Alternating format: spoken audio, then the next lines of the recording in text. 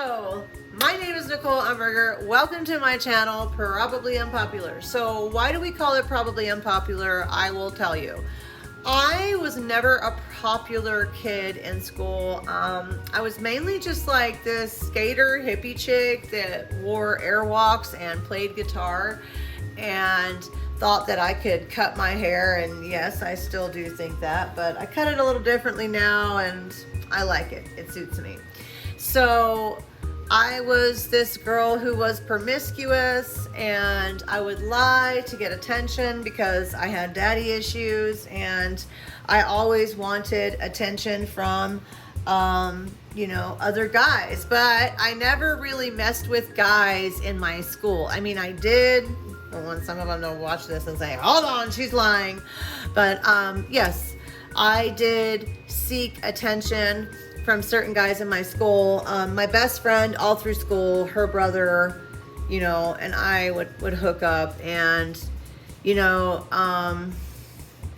I always felt bad about myself, and I would lie. Like, I would lie to other guys I would meet, like after the internet came out, because this was before the internet. I would lie about how many people I had been with. I would just lie about all these things. And anyway, I really wanted to start being honest with myself when I went to prison. And I noticed when I got out of prison and I relapsed, I still lied, and I lied really, really good because lots of people believed me. I was a huge social influencer on Facebook. I mean, I wasn't huge, but to me, I was huge. And, when I relapsed and hit it, it was just killing me. I didn't want to be someone who lied anymore. So after we moved from South Carolina, and let me tell you, I would always be able to tell when my husband was lying too, because he had relapsed. And when you're relapsed in a relationship, you guys are going to hurt one another. Someone is lying to someone. I don't care. Oh no, we split everything 50-50. Guaranteed he's doing some stuff behind your back, sis. You just don't know. But I could feel it when he was lying. I would get sick to my stomach when he would be doing something wrong. And I just knew that these connections were real. And so I wanted to make them stronger. And I thought, well, they're not going to get stronger because I'm using and I'm lying. And so we got clean. And when we got clean, I got clean first. And my sober date is July 23rd of 2019. And I started one thing: speak no word that is not true. I decided to take on a vow to no longer lie to myself, to no longer lie to anyone else, to no longer shame myself with guilt because I can't remember what lie I told. And I wasn't lying that much, but still, we're not saying, oh, but that was a white lie. This was a small lie. That was a little lie. This was a big lie. No, a lie is a lie in the eyes of the Most High. And that is how I should be thinking. So I quit all of it.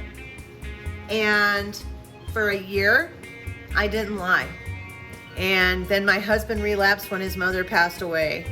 And I decided that I was going to tell him, because he came to me. He came to me and confessed to me. I was sitting at the red light, and the Spirit told me, he is using again. And I knew it in my heart, but I had prayed and said, God, please confirm to me, because I wanted to be sure. And that was the confirmation. And I said, Lord, if he is using, I pray that this time be different, and that he actually confess to me that he's using, so we can fix the problem. And that night, he gave me my brand new wedding band, because we wanted real wedding bands. We had real ones, but they were silver. And I didn't tell him what kind of stone I wanted, but I wanted an opal. And that was exactly what he got me. And when I saw that, I knew that my connection to him, and I knew that my love to him, and I knew that the truth in that was stronger than any plan or attack that the adversary had at that moment. And I knew I could get him to confess. And I was like, something's not right. And I was like, the ring is perfect, but something's not right here. And what happened was our dog, Lizzie, as a matter of fact, I'll introduce you. She began acting funny. And if you've ever used methamphetamine, you know that you can't touch dogs and things. Hey, my baby. There's my pretty girl, my little lowrider. You cannot, they know. Well, all of a sudden, she was acting really, really weird. And I was really concerned. And at that moment, Doug was looking for a bag of dope he had lost.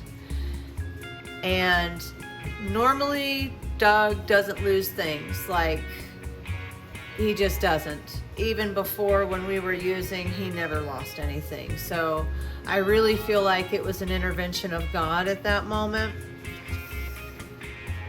And when he found it, it was untouched. And I said, don't you think it's about time we do away with this once and for all? And he flushed it down the toilet. And he cried and he cried and he cried because that dog, my husband has children, and that dog is like a child to him. That dog, he's had more interaction with this dog than he's had with his own kids because, you know, he was in prison and he didn't really get to be around his kids because of the life he lived after all that, you know.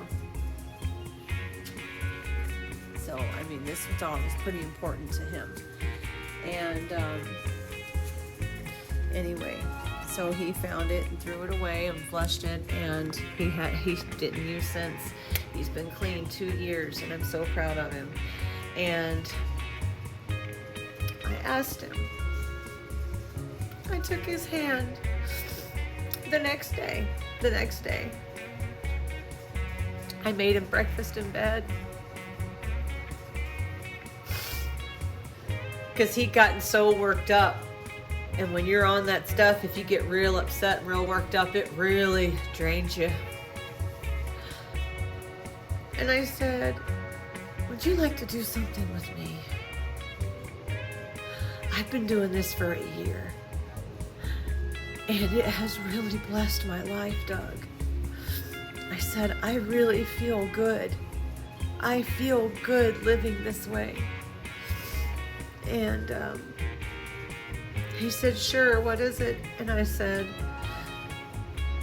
I made a vow with God and myself that I would speak no word that isn't true. And he just kind of looked at me.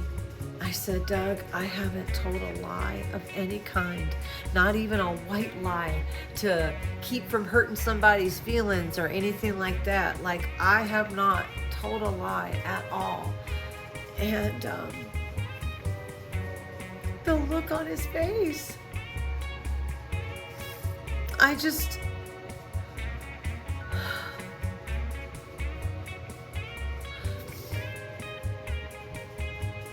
it has changed our lives. Even if you're not married, take the vow. Promise yourself and that which you believe created you, if you have that belief. If you don't, you can still do this exercise. But please, vow to speak no word that is not true. And ask to be led by the Spirit of truth alone. Let me tell you something. There's a lot of people that use the phrase, but Satan can come as an angel of light. He can look deceiving, but he cannot mimic the Holy Spirit. And when you know the Holy Spirit, you know truth. He is not the truth. The word says he is a liar and the father of lies. There is no way he can mimic truth if he is the father of lies. Think about what the adversary can and can't do, because I promise you, when you start studying the enemy in such a way that you can prepare for the attacks, you start living a life full of joy. Woo. Much more full of joy. I mean, and entertainment, really. Because you see where the enemy is trying to play you for a fool. But then you recognize that attack and you're able to see clearly. Listen to me. When you lie to someone, I don't care if it's, oh, that dress on her, it's kind of revealing. And someone says, hey, does this dress look good? Oh, yeah, you don't think it's revealing too much? Oh, no, no, no. Even that lie, even that kind of lie, you are submitting yourself to carry a frequency that is a low vibrational tone. This keeps you sick. This keeps you depressed. You don't want that. So take the vow today, and I promise you, you'll be so much happier with your life. Stay peaceful out there.